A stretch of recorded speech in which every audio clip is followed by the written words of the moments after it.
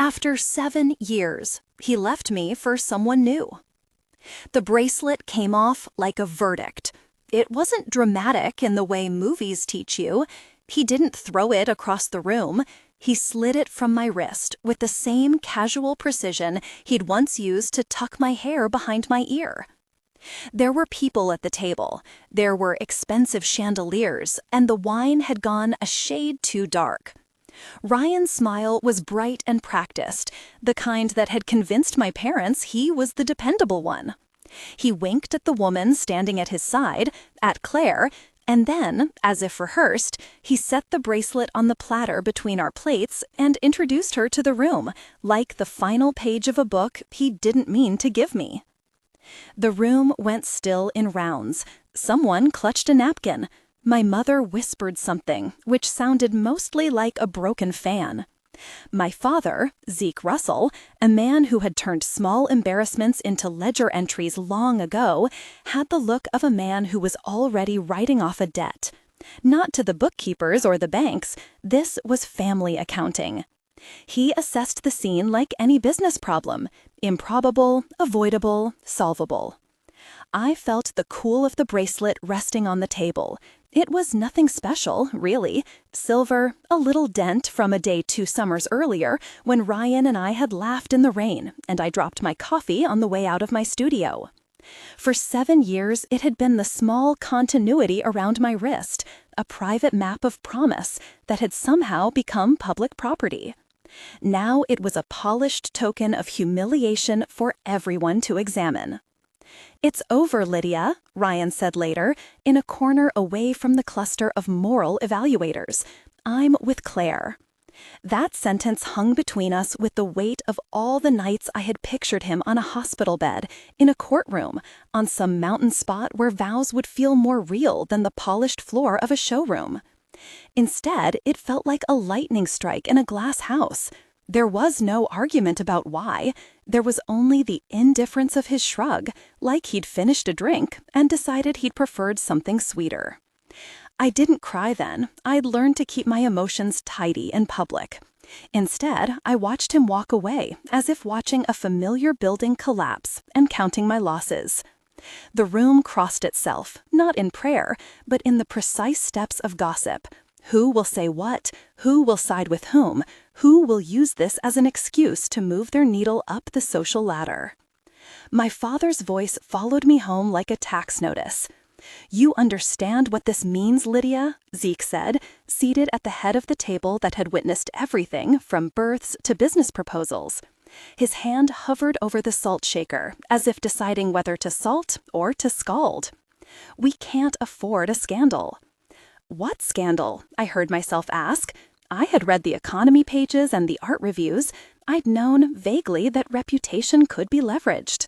But I'd never been ledgered the way he just did, turned into a problem you marked under liabilities.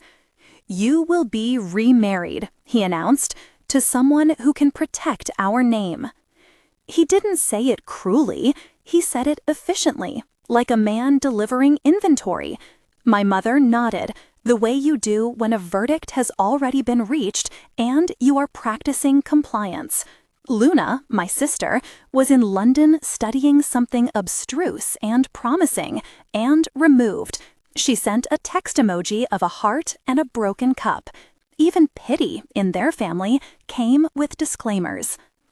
A week later, arrangements were made with the kind of speed that suggested either desperation or experience. They had the phone number of anyone and everyone who could restore reputation: councilmen, paper editors, people who cut ribbons and smiled for camera lenses. The name chosen for me felt heavy in my mouth: Jonna Brown. The city knew him. The city had never needed a catalog to admire his influence. Foundations, skyscrapers tucked under his initial on plaques, a boardroom voice that could close contracts on its own. He was in a wheelchair. Everyone said in the kind of hush that suggests gossip and respect in equal measure. He was also unmarried. "It will be for your good," my father explained, as if arranging a shift change. "For the families. You will not have to explain yourself to people like Ryan. I let the idea settle. Maybe that was the first time I recognized how exhausted I was of explaining. 7 years of being the patient one, the quiet one, the one who took notes at galleries and sat through architectural presentations while Ryan networked and smiled. I had postponed shows, delayed commissions, ferried his ego like a package whose postage I never saw reimbursed. There had been nights before the last dull turn of his attention when I painted until my hands cramped and the space smelled of turpentine and possibility. Those nights had become rarer, like full moons in a haze. When the first letter from Jonah's office arrived, a simple, clean thing with embossed stationery and a line indicating a personal conference, I felt less like a pawn than someone being offered a ladder. The wording didn't offer much choice. It offered security, or more precisely, it offered rescue in an institutionalized form. "You have to consider it," my mother said, voice sweetened by adrenaline. "This could be the fresh start you need." In the end, I consented as much to peace as to the idea of starting over. The alternative felt like a long hallway of questions with no doors. I'd had enough of waiting in doorways. The first time I saw Jonah, properly, not in the glossy half-light of a photo or a paper column, he was in his private gallery, a cavern of white and steel and curated light. He sat in a polished chair near a large window, looking at a piece that the curatorial team had just finished suspending. He was smaller in person than the Rimmers had made him out to be. His eyes were not cold, they were careful. "You're Lydia Russell." He said it like a fact rather than an introduction. He pronounced my name with the patience of someone who had read the ledger of my life and decided the figures matched. "That's me," I replied, aware suddenly of the thin glass of my nerves. He gestured toward a chair facing his. "Sit. Tell me what you paint." There was a rumor that he was ruthless and that a single disapproving nod could erase a career. That rumor had given me more anxiety than his actual presence. When I told him, haltingly at first, then with the little courage that live flame gives us, about paint and shapes and the way light could be coaxed from grime if you knew how to angle your brush, he listened as if someone had finally told him a story he had wanted to hear all his life. "Show me," Jonah said. There was no pressure in the words. Not yet. Just genuine curiosity folded in. So I did what I had not done in months. I opened my bag and produced a small, dog-eared portfolio. There were sketches, studies, a city alley with rain caught like a net in a puddle, the face of an elderly woman whose laugh had grown into wrinkles that seemed like topography, a canvas I had called Afterlight that had never been shown. He flipped each page with reverence. He made a small humming sound in his throat when he saw something that struck him. "You have a way of seeing edges," he said, and I felt a cautious warmth. Edges are where light hides. It was not flattery in the way Ryan had used it, a ladder to his own reflection. It was a description that fit, like a glove. I had spent years making edges my business, the seam between what people expected and what I actually felt, the thin border between being someone's fiancé and being myself. The wedding was a quiet event, less spectacle than political choreography. My father orchestrated it the way one would stage a recovery announcement. The city press were invited because transparency is a favor when you want to drown rumor in images of contentment. I wore a dress that fell like a soft answer and had my hair pinned in a way that said respectable without loudness. Jonah's mother, a dignified woman with fingers that had the habit of tapping when she was impatient, smiled at me as if measuring whether I would keep pace with the household. People whispered in the corners about the optics. There were columns in the digital papers about new power alliances. Ryan did not attend. He made a late, messy apology that read like a press release signed in ambiguity.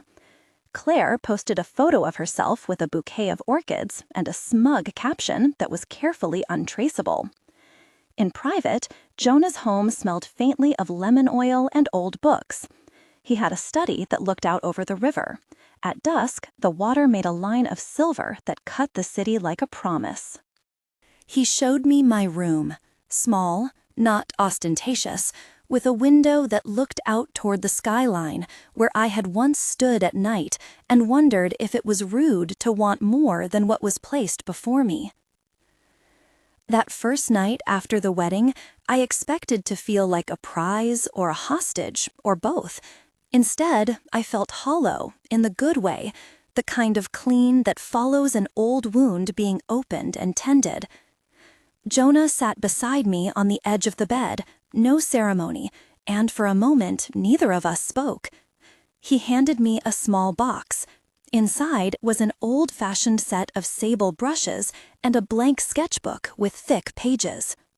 "Paint," he said, "when you're ready." It was not an ultimatum. It had the weight of an invitation.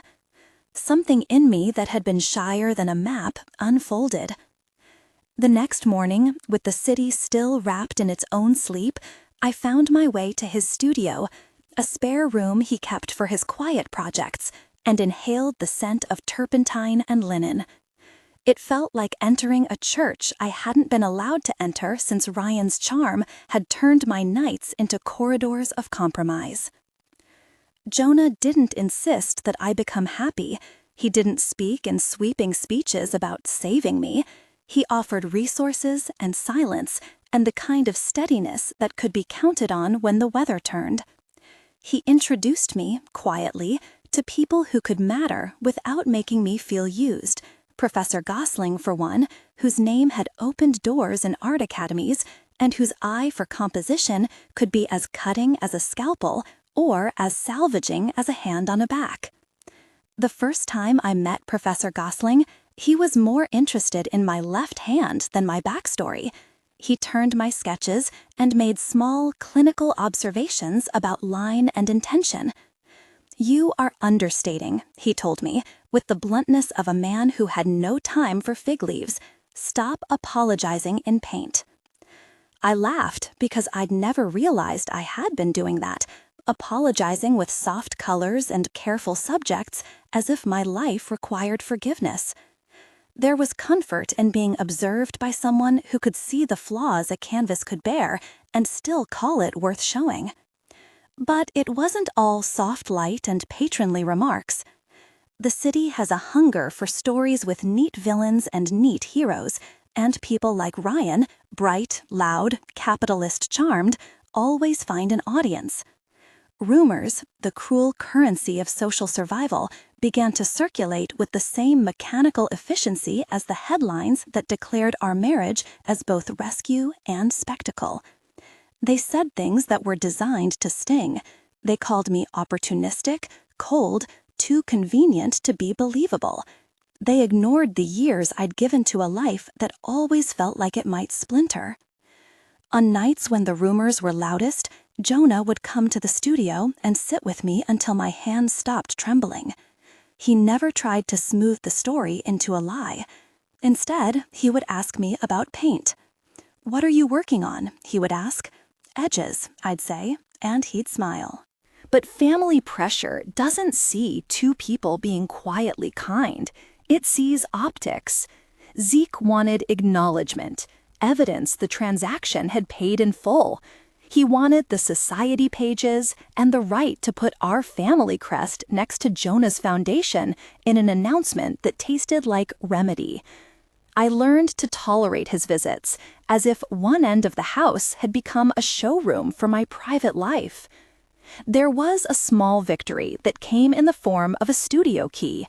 Jonah signed the safe deposit of my creative life with a key and a nod and no ceremony. When I turned it, the door opened to the small, windowed studio above his library, where he had left a canvas propped against the far wall. It was unfinished, a study in blue and rust. Jonah watched me as I examined it. "I started that after an accident," he said.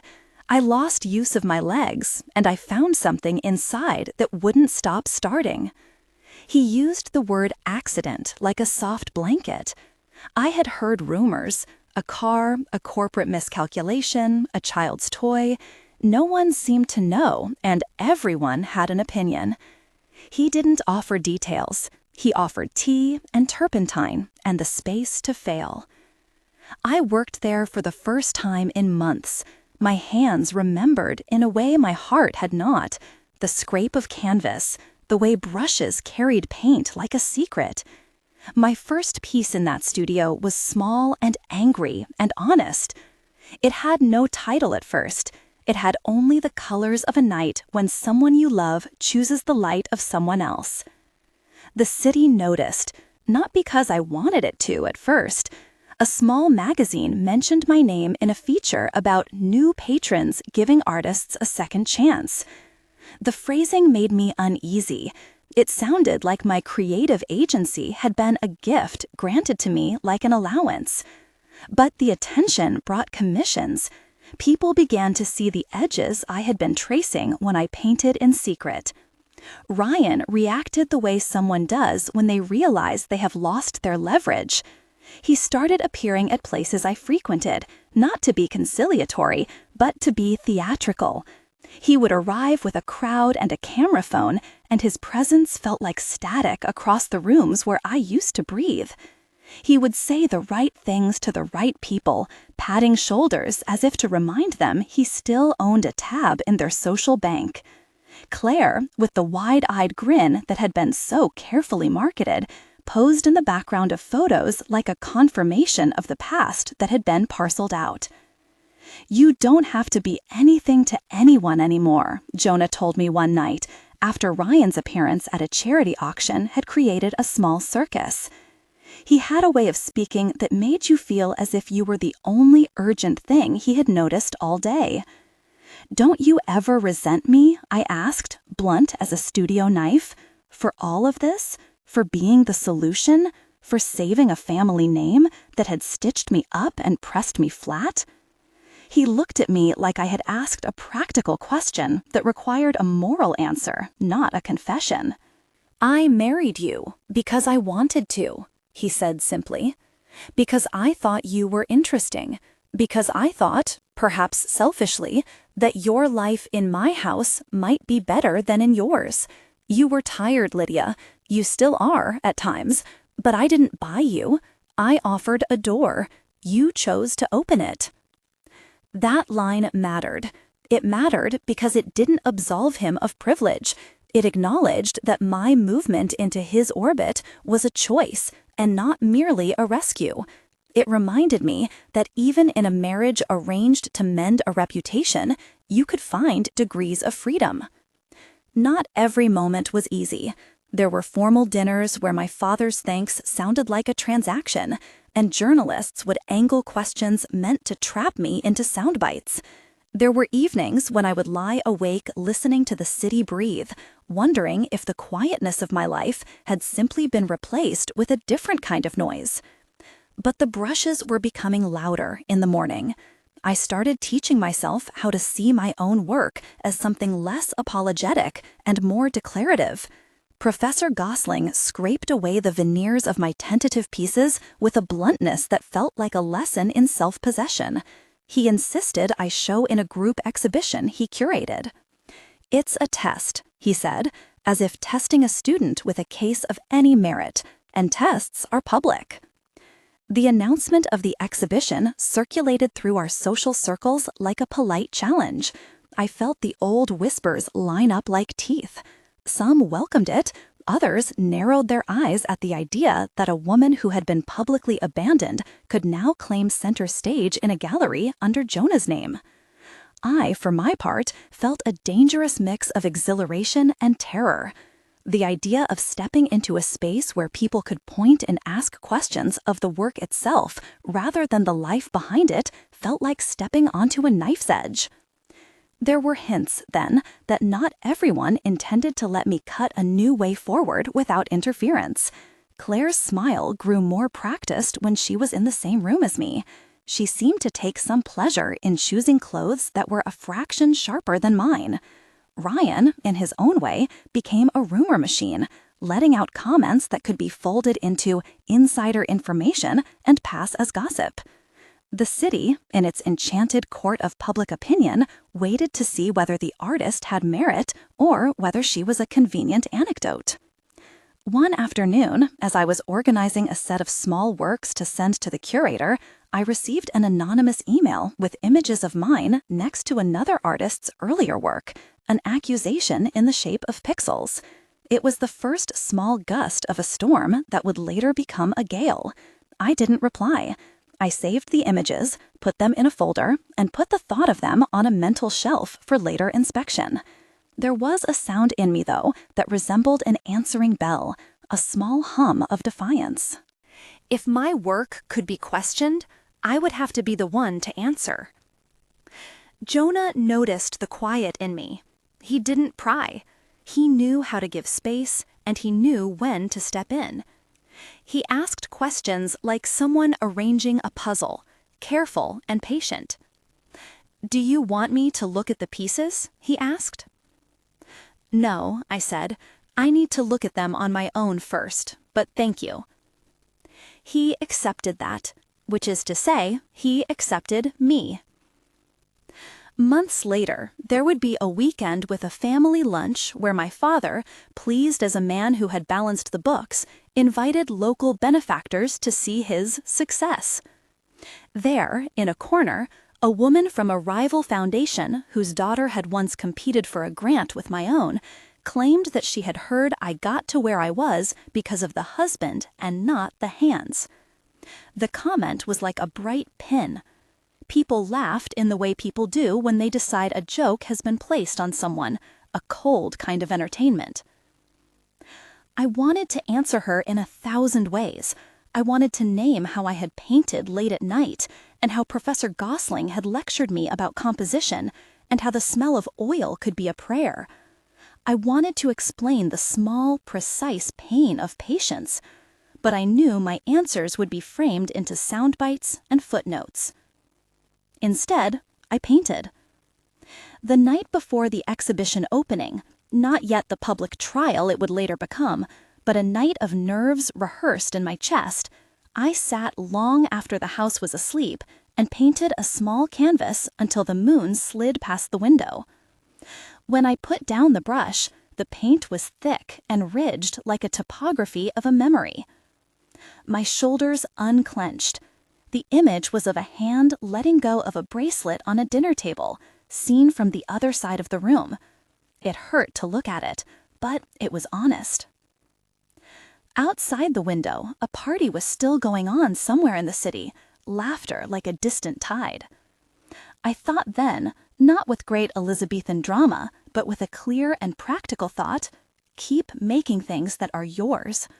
If the world wanted to debate your motives, make motives irrelevant by turning them into artifacts no one could steal.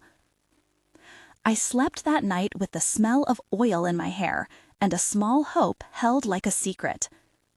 Dawn would bring the exhibition and all the energy that came with public breathing.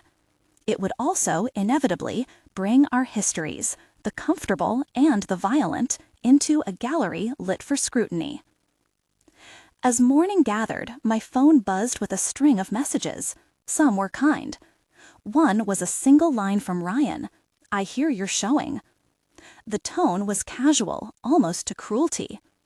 The messages from my father were practical and congratulatory, with an undertone that suggested he believed the show would be the last purchase before the family could breathe easier. Jonah texted me a simple thing: be yourself. He used to sign his name as Jay. Some mornings, he would sign with the nickname a few old friends used, John, but mostly he let the signature settle into its formal shape, Jonah. That was how I thought of him, Jonah Brown, who had the city's most influence and, now, had me living in his orbit. A strange fact to live around, but here it was. I had married the city's most influential man after he had left me for someone new. I arranged my things in the studio with a quiet ritual. The brushes were set out like a small army. The canvases were packed onto the trailer with the kind of care a jeweler might give a necklace. I kissed the cheek of a husband who had become, unexpectedly, an ally, and I walked into the gallery with the weight of a woman who had gone from being named in passing to being named as an artist. At the entrance, a familiar voice whispered a comment that almost made me laugh. "They bought her the house, the studio, and the publicity," someone murmured, thinking they had delivered the final cut. I straightened my shoulders and walked through the room. The morning light found my work in its own way. People looked. Some of them tilted their heads as if measuring the distance between intent and execution. Others took photographs with the kind of hunger that wants to capture an answer before it is formed. And then, in the middle of the opening, a voice I had hoped was done with me, Ryan's voice, rose like a bad instrument. He hadn't come to apologize, not truly. He came to unsettle, to remind. "Interesting," he said, loud enough that some people turned. "I always said she had potential." He smiled with the exact smile that had removed the bracelet. There would be more. The city, as ever, was patient and cruel. People began to take sides with the intensity they reserve for weekend sports teams. Rumors would shift. Accusations would find shape. It was only the beginning of the show, and already the air felt thick with other people's stories about my life. But standing in the middle of my work, Jonah beside me, like an anchor you didn't ask for but secretly wanted, I saw something I hadn't allowed myself to name before. This wasn't about revenge. It was about reclaiming the story my hands had been telling in the hours they'd stolen back. If they wanted a spectacle, I would give them one, not of melodrama, but of craft. If this is pulling you in, tap like and subscribe. Stay with me. There's more coming. The paint will dry, and we'll see what it reveals. The crowd thinned as people drifted toward wine and conversation. Conversation spun like a reel, with intertitles of admiration and thinly veiled disbelief. Claire, who had chosen scarves sharp enough to cut, found me near a painting I had not yet named. She smiled, the sort of smile built for cameras and press cues. "Lovely," she said. "So original, don't you think? Too original for some folks." Her words were easy, but they carried the silt of challenge. I responded the way one does when one has learned not to hand out invitations to fights. "Thank you," I said, and the word was enough. It wasn't until Professor Gosling stepped on a tiny stool and addressed the room, an old man's mouth speaking with the authority of someone who had seen fads like seasons, that the tone shifted. He spoke about lineage and influence in paint, about when work stood or failed on its own. He said things about honesty in method and the necessity of process. He mentioned me like a footnote that had grown into a sentence. There was applause. It was modest, but it carried the peculiar quality of validation from an academy that had once ignored me. And then, almost before I had time to brazen the applause into something I could own, a woman in a pressed blouse stepped forward and demanded a demonstration. She spoke with the voice of a woman who had practiced disbelief into performance. "Recreate one in 20 minutes, she said, addressing me, but pointing in the direction of a table where a few tools lay. Heat rose in my chest. The idea was performative cruelty, a public attempt to stage a trap. The woman smiled like someone watching an animal in a small zoo. Professor Gosling didn't flinch. He steadied the room with a look that was half scandalized and half amused by the outre politicking of the hour. "This is not how we test art," he said. "Art is not a trick."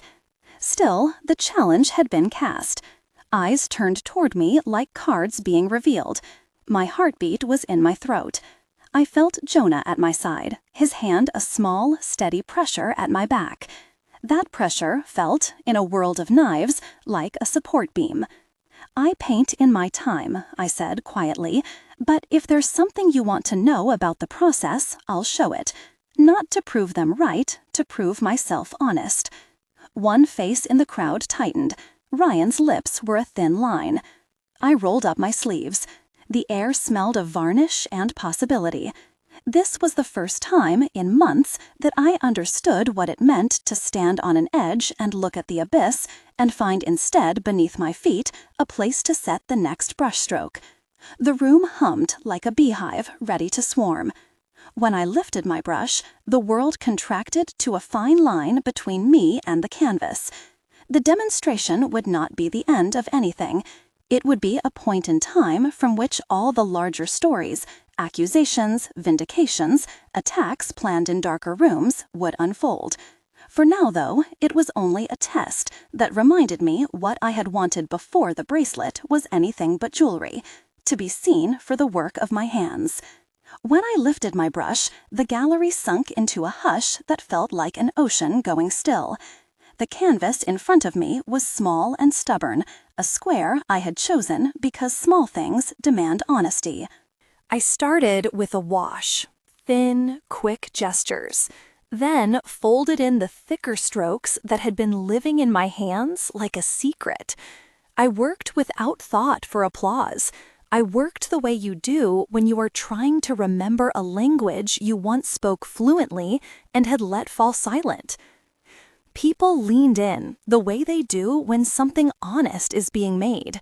The brush carried pigment across the surface and left a trail that was mine, not a copy of a memory someone else had tried to sell. Jonah stood a step behind me, quiet as an island. Professor Gosling sat farther back and made no comment except to tighten his jaw at moments when a line landed just where it ought to. I finished a piece in less than 20 minutes that suggested more than it resolved, and the room exhaled. Someone clapped, then another. The applause was small, practical, and acknowledgement of craft and nerve. It didn't end rumors, but it made them quieter for an hour. Claire, predictably, smiled like a woman who had rehearsed triumphs into her jawline. The next day, however, performance left her small-town theater. The rumor mill she fueled geared up for a different kind of storm.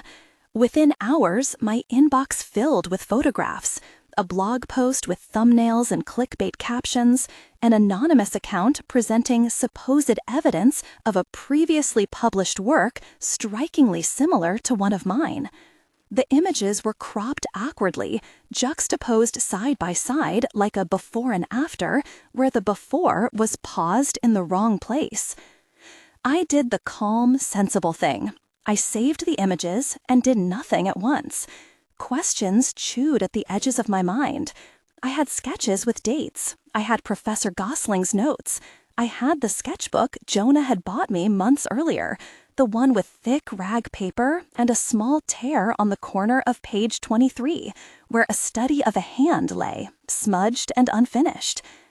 That tear, that smudge, the way the graphite time-stamped itself in my own nervous hand, those were the things no one could duplicate without being obvious. But social storms don't care about modest proofs. They care about spectacle. Claire had learned that. She had friends in the right feeds. Her accusation shifted from curious to combative. A formal complaint lodged with the gallery curator, a public demand for an independent expert to compare my works to those alleged originals. The message was clear: make me look small, and you make yourself larger. I called Jonah as soon as my hand stopped trembling. He listened to me in the way he always had when the city tried to make me into a piece of news. He didn't speak performatively. "Let's assemble everything you have," he said. "Let us bring in people who understand materials, timelines, processes." He had access to people who could test pigments and verify dates, to conservators who could speak with the authority of microscopes and experience. It was practical. It was not showy. Professor Gosling arrived that afternoon with a satchel that looked like a relic of the academy. Notebooks, old black and white photographs, a temper that had been honed by years of watching the art world eat its young. He turned over sketches and examined brush marks as if they were fossils, and he smiled in the small, rare way of a man who finally found what he'd been looking for in a heap of bones. "There is nothing here that suggests mimicry," he told me quietly. "There is process. There is correction. There are pentimenti, that's the term, the alterations underlying a painting. A copier rarely discovers a surface and then rethinks what it's doing. They copy and stop." Pentimenti. The word felt warm in my mouth. It was a technical term that translated to human experience. We change our minds. Our art shows the scars of those changes. We agreed to a neutral third-party appraisal. Jonah arranged for a conservator recommended by a curator friend, an honest woman with wire glasses and the smell of coffee who spent 3 hours with my canvases. She scraped away varnish here and there with the tender precision of someone performed for the truth. Under the light of her instruments, the layers told their story. The underdrawing was mine in a way that was stubborn and small. Quick flurries of graphite, an erased comment, a pressure I recognized from pages I had drawn in the margins of bills and grocery lists. Meanwhile, Claire ramped up her campaign. She posted a polished statement in which she framed her complaint as an artist's concern for the integrity of their field. Ryan, always a human weather vane, amplified her posts with a tone that was casual and cruel. He was careful to feather his attacks, innuendo and questions, never a direct sentence that could be pinned. But the effect was what he wanted, an audience uncertain enough to hate me again. The gallery held an emergency meeting. Staff shuffled papers and asked the kind of corporate questions that resemble moral confusion, a way of pretending nothing can be settled without consensus. Someone suggested a public panel, a debate of methods. I felt like the animal in the carousel while they discussed which horse would be placed in the center. I refused the panel. "I will not be put on trial for my craft this way," I told them. "Bring the evidence. Let the conservator do her work. If there's anything to be found, we'll own it, but I won't perform doubt for the sake of spectacle." Jonah's voice steadied the room in a way more persuasive than any statement I could have made. "We will cooperate with the gallery," he said. "We will not trade truth for the sound of gossip." The conservator's report, when it arrived, was careful and technical and precise, an instrument built for exactness. It described pigments that matched my materials, ground layers consistent with the studio samples I provided, and the strangest proof of all for people who believed in stories, a smear of a pigment that was unique to a local supplier and had a child's print on the corner of the tube. The report's final paragraph read like a verdict without malice. The works in question displayed a clear, demonstrable process consistent with the artist's own submissions and known technique. No evidence of replication was found. I felt relief like air returning to lungs I had held underwater for too long. The gallery issued a statement acknowledging the findings and apologizing for the distress. Social media, which had been a hurricane, provided a small calm, mainly because the story no longer fed itself. But Claire was not finished. She wrote an op-ed accusing the industry of gatekeeping, and Ryan posted a carefully worded message implying that access to influence mattered more than technicalities. Then the subtle cruelty pivoted into something more dangerous. A week after the report, I began receiving messages that didn't aim to shame, but to frighten. A man I had never seen before started appearing at openings more often. At first, he smiled at a distance, and then sent me a note that read like competence. "Enjoy the show, Lydia." Then another, shorter. "You shouldn't be alone late." The messages were the kind someone sends when they're testing whether boundaries can be pushed. I told Jonah. He tightened his jaw and had a conference with the security team his foundation used for events. He did everything he could without turning my life into a fortress. I resented that a little. I resented the thought that my existence could not be ordinary. But even in my resentment, I chose to accept his help. not because I couldn't do anything for myself, but because I liked the idea of partnership, where protection was an act of care, not possession. Still, Ryan's harassment mutated. He started appearing in places where I couldn't easily protest, at a cafe where I liked to sketch on rainy mornings, at a charity event where he lingered 10 feet away and smiled for cameras. He bought a column in a small online magazine and wrote a piece about authenticity in art, which read like therapy for his ego and a dig at me. He funded a quiet smear campaign that seeded tastemakers with whispered concerns about provenance and composition. His strategy wasn't ugly in a cinematic way, it was procedural. It polluted the water supply of public trust bit by bit. Then the threat turned physical. It was a Thursday night when Jonah and I were returning from a small dinner. The sky was clear, and the city had a softness in its shoulders, fewer horns, less glare, when a delivery van pulled up across the curb and 2 men stepped out. They moved with the self-assurance of people who'd rehearsed each other's roles. One of them tried to create a diversion near the valet. The other, when I saw the shape of him coming for us, reached for the car door. It happened fast. I felt the suddenness like a cold wave. Hands grabbed at my arm, but it wasn't the hands that I had feared before. It was the violence of a plan carried out. I smelled dust and oil and the cab that had idled. My mouth opened, but nothing coherent came out. I remembered Jonah's voice, low and sharp. "Lydia, move." There was panic, abbreviated and clinical. A woman screamed in the street, but it was the sound of life insisting on being heard. Jonah's security team, who had been shadowing from 2 cars away, an arrangement planned in case Ryan escalated, moved with a discipline that made the men falter. A light from a nearby storefront blazed like truth, and the would-be attackers froze. I don't want to describe the shoves and the grammar of force in detail. The assault was attempted, and it failed. As far as I am concerned, failures like that are worth little in the ledger, other than their lesson. What mattered was the swift, practical response. Police were called, the attackers were detained. They were not poetry. They were hired hands, names and faces that could be traced if anyone wanted to trace them.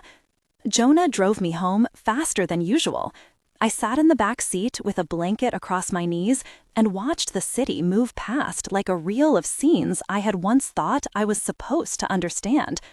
When we got to the house, he made tea and didn't ask me to recount every detail. He sat beside me and let silence perform its soft work. In the days that followed, investigators pieced together what had happened. The men had been hired through an intermediary with ties tracing back, disturbingly, to people in Ryan's circle. A few phone records, an email trail, and an account tied to a credit card painted an ugly picture. The police, who had been patient and procedural, served warrants. The men were arrested on charges that included attempted abduction and conspiracy. Ryan's name didn't appear in the first set of warrants. The legal world is a chain, and you have to follow the links. But a chain is only as strong as the people who made it. One of the men, seated in a holding room with 2 bright fluorescent lights, started talking. He talked about money. He talked about who had orchestrated logistics. He murmured names like lit matches, and one name kept smoking in the wake of his words: Ryan Zella. Within a week, the police had enough to bring Ryan in for questioning. He denied any involvement at first, as he always did when the public record threatened to become inconvenient. "I've done nothing of the sort," he told the camera crews that were by then camped outside his office. But his corporate backers, the sort of people who prefer a quiet ledger to a news cycle, began to distance themselves. One investor withdrew support. A board member resigned. A small cascade began that would rattle a man who had built his currency on appearances. There were arrests. Some were shocking, only in the way they'd been concealed. A man I'd never have imagined as resourceful confessed to taking money and following orders. Ryan, for his part, faced not a definitive verdict immediately, but a tide of consequence he hadn't accounted for. legal fees, loss of trust, partners who preferred not to be associated with a man whose name now linked, however tenuously, to an attempted crime. The social pages that had once fed his image witheringly closed their feeds to his statements. The once bright lights of his social calendar began to dim as invitations stopped arriving. I did not rejoice in his fall. The truth is less cinematic than it appears in novels. Seeing someone you once loved reduced to a rarer kind of misery doesn't mend your own wounds. It only makes you appreciate the sturdier things: your name, your work, your small, ordinary mornings. The criminal proceedings unfolded with the thickness of paperwork and the cold attention of a legal machine. Ryan was arraigned on charges related to harassment and conspiracy as more evidence attached itself. It was messy and bureaucratic and, in its own way, terribly public. He tried to fight, made statements that shimmered between remorse and blame. It was not a neat fall. The market for sympathy is crowded, but the public grows tired of people who weaponize reputation and then expect simple absolution. While the legal side of things shaped itself, Claire's campaign found a weaker hue. The conservator's report became a weapon rather than a balm. Her supporters, once loud and eager for scandal, found themselves squinting at a set of neutral facts. She tried to escalate by staging a live demonstration of her own, a challenge to reproduce one of my pieces in a televised segment. She rehearsed techniques, bought similar materials, and set about proving she could mimic what I did. She failed, publicly and distinctly. On live footage, her lines were tentative, her underdrawing absent. She used a ready-made composition that did not change under pressure. A critic, invited by the network to comment, noted the difference between imitation and process. Imitation copies form. Process reveals choices that carry a trace of the maker's hand. Claire's attempt looked like an exercise performed without the slow hesitations and corrections that make a painting breathe. The footage spread, and the online court of opinion changed its verdict. Professor Gosling, when the cameras were present, did what he had always done. He kept to the thing he knew: craft. He spoke not to annihilate Claire, but to explain how one recognizes the hand at work. It was less dramatic than a conviction and more effective. An audience listened. The art community, arbitrators if only of taste, were less interested in gossip when the talk brought them a lesson. My father, Zeke, watched these developments with a face that finally developed cracks beyond his habitual appraisal. For a long time, he had been pleased, relieved even, that I'd secured a marriage that restored some ledger to balance. When Ryan's name began to be associated with criminality, when his investments faltered and the newspapers stopped printing his glossy interviews, Zeke's relief soured into something else. He had expected a different kind of story: a clean marriage, a return to social equilibrium. The truth was messy and belonged to me more than to the family account he preferred. One evening, when the dust had settled enough for the city to gossip about other things, I confronted him. We met in a small cafe, the same one where I had once sketched strangers' shoes and invented little lives for them. Zeke had the look of a man measuring damages. "You made a deal," I said. It was not a question. "I arranged security for our name," he replied, mechanical as always. "We needed an alliance." "You arranged my life," I countered, because I had the energy for being angry by that point, and the sting of it was honest. "You treated me like a ledger item. I accepted to save myself from spectacle, yes, but you should not think you own the outcome." He softened in that way he did when he was used to being obeyed. "I thought I'd secure a future for us, Lydia." "You shouldn't assume that the future you choose for me is mine," I said. "If you think my marriage is a receipt proving our family resourced itself, then look at the way this has unfolded. I married Jonah because I chose to accept a door, not because I wanted to be resold as an asset." He opened his mouth as if to catalog reasons, but I cut him off. There are things you cannot trade: the way a painting is built, the years of sitting late with the smell of turpentine and waiting for the line to land. You can't ledger those. I won't be used as evidence of your balance sheet anymore.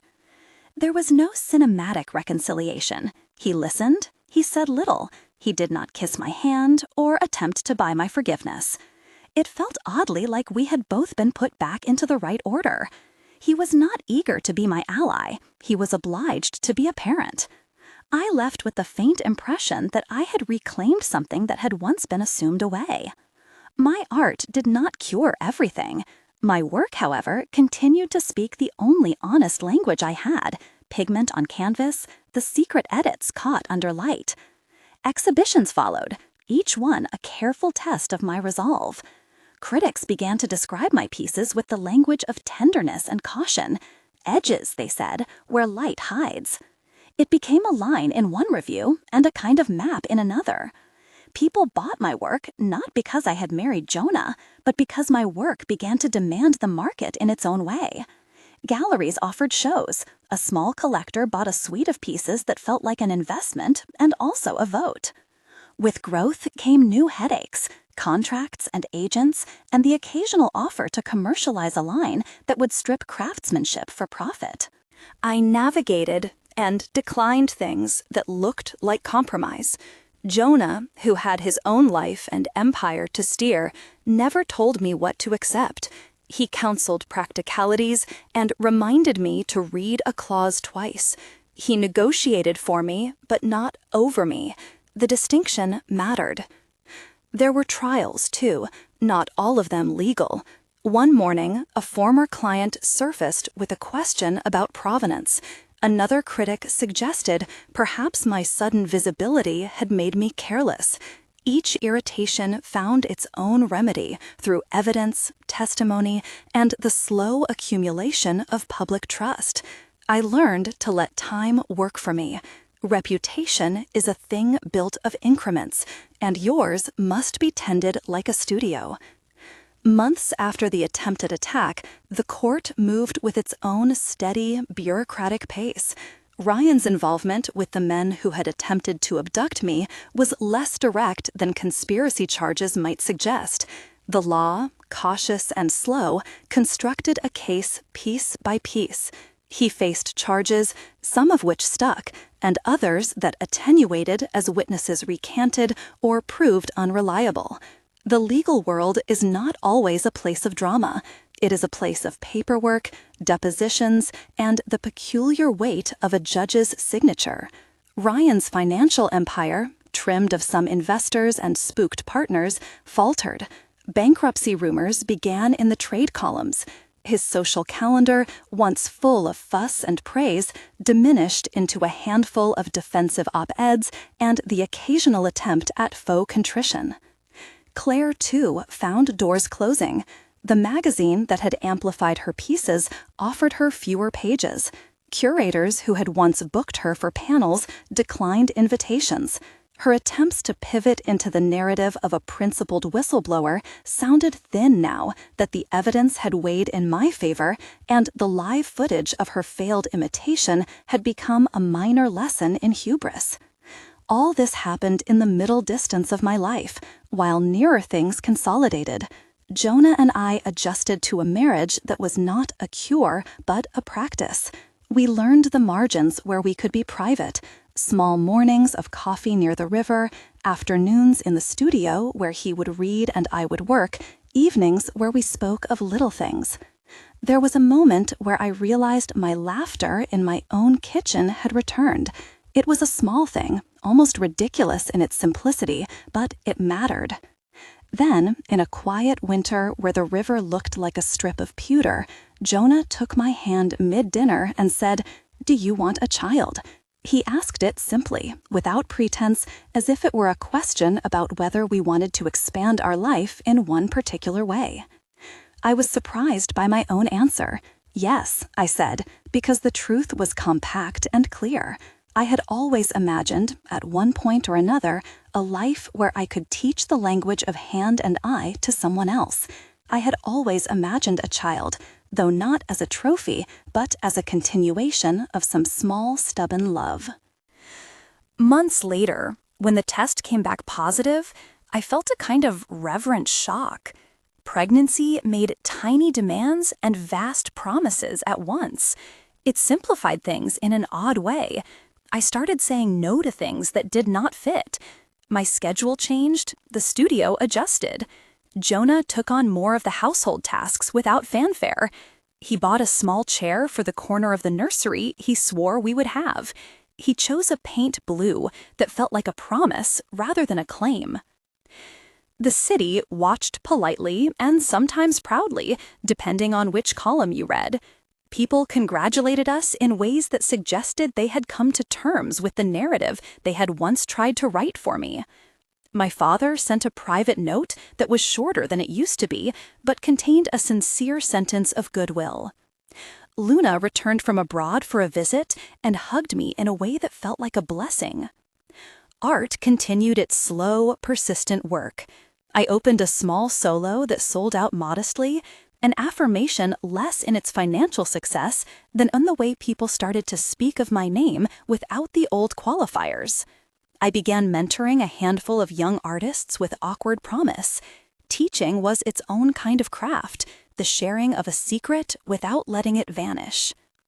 Jonah watched me in those sessions like someone witnessing a miracle he'd had a hand in encouraging but never owning. Then came a quieter climax that had nothing to do with legal files or gallery plaques. I went into labor on an ordinary night, the kind where the city hummed with ordinary lives. The delivery was long and loud and perfectly ordinary in all the right ways. There were moments of pain and wonder braided together, and a small human who looked like neither of us entirely, but rather an amalgam of small features and great potential. When they laid our child in my arms, the room narrowed into a perfect point. Jonah's hand found mine, and his fingers bent like a promise around mine. He whispered, the nickname he had used once in a private letter, John, and I laughed softly, filling the room with a sound that felt like an exhale of a life stretched taut and then given room to rest. Being a mother did not erase my past. It made certain things impossibly clearer. I wanted a life for my child that was honest, made by hands that could teach them the language of craft and the grammar of steadiness. I wanted the house to be a place where decisions were mutual, where power balanced like a scale with a soft hand on both sides to steady it. Ryan's legal saga drifted toward a conclusion that was less theatrical than I had been led by public opinion to expect.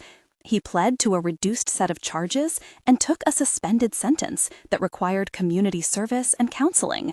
Investors quietly severed ties. The city moved on the way cities always do. New scandals, new faces. Claire published a memoir that later reviewers described as defensive and thinly sourced. The tabloids that had once been ravenous about the bracelet story shifted to other appetites. Their attention is an economy that exhausts itself. I could have told you then that the final beat of any of this was a clean revenge. It wasn't. If there was any revenge in my life, it was quieter and smarter. It was the diligence of a woman who refused to let gossip be the story of her life. It was the simple accumulation of small decisions to paint, to show, to set boundaries with a father who had tried to balance his books on my back, to marry a man whose influence came with resources he used to open doors rather than to close them. Our child learned the sound of my hands on canvas before they learned the sound of a phone. Jonah and I discovered new ways to be equal, which had little to do with the public ledger and everything to do with how we split our days and decided together where our energies would go. He continued to be protective but not possessive. He was a partner, a man who had used his influence to protect rather than to control. The difference was subtle and enormous. Years later, at an opening where my work hung like a series of small arguments about light, a friend leaned over and said, "Do you ever think about the bracelet?" I did. I had a quiet moment where the memory came back like a color, faded but present. It was a small piece of metal, I said, but it gave me a map. I followed it to the edge of what I could bear, and then I turned. I'm glad I did. Jonah laughed at me in that intimate way. His laugh was engaged and comfortable and shared. Our child, asleep at home with a nightlight painting shadows across the ceiling like the slow brushstrokes I once used to calm my mind, had inherited a small smudge of paint on the heel of one tiny hand from when I had absent-mindedly touched them after working. It was proof that life, messy and honest, still leaves its marks. If you had told me at that table 7 years ago, with the bracelet sliding from my wrist like a verdict, that this would be my story, that I would marry the city's most influential man, and then find a life that was more than political choreography, I would have been skeptical. I would have thought the world too small for such redemption. But redemption, in my experience, does not come from vengeance. It comes from an accumulation of small decisions. To paint when you're tired, to speak when you're cornered, to accept help that partners with you rather than buys you. It comes from refusing to let other people's narratives define the truth of your hands. We have a photograph on the mantle now, Jonah seated with our child sleeping in his arms, my painting in the background like an echo. He looks protective, yes, but also unexpectedly soft. An image that betrays the rumor of ruthlessness the city once fed on. I look at that photograph sometimes and think of all the small, stubborn acts it took to get there. But redemption, in my experience, does not come from vengeance. It comes from an accumulation of small decisions. To paint when you're tired, to speak when you're cornered, to accept help that partners with you rather than buys you. It comes from refusing to let other people's narratives define the truth of your hands. We have a photograph on the mantle now, Jonah seated with our child sleeping in his arms, my painting in the background like an echo. He looks protective, yes, but also unexpectedly soft, an image that betrays the rumor of ruthlessness the city once fed on. I look at that photograph sometimes and think of all the small, stubborn acts it took to get there. When people ask me about Ryan, about Claire, about the trial and the tabloids and the bracelet, I answer honestly. There was humiliation, yes. There was pain, and there was a time I felt like I had been auctioned. But I made choices. I married Jonah Brown as a way out of one life and into another. Not for status, but for space to be an artist and to be myself. In that marriage, I found partnership, not ownership. In that partnership, I found the ability to pick up my brushes again and to teach my child how to make things with patient hands. If anything about my story matters, it is this. Being left was the pivot, but it didn't define the rest of my life. What I did after the bracelet came off, that is the part I want to keep close. If this part of Lydia's life resonated with you, leave a comment about which moment moved you most. And if you're curious about what happens next, whether her art career continues to rise, or what Jonah and Lydia do as parents and partners, watch the next chapter. There's always more paint to dry and more lines to make.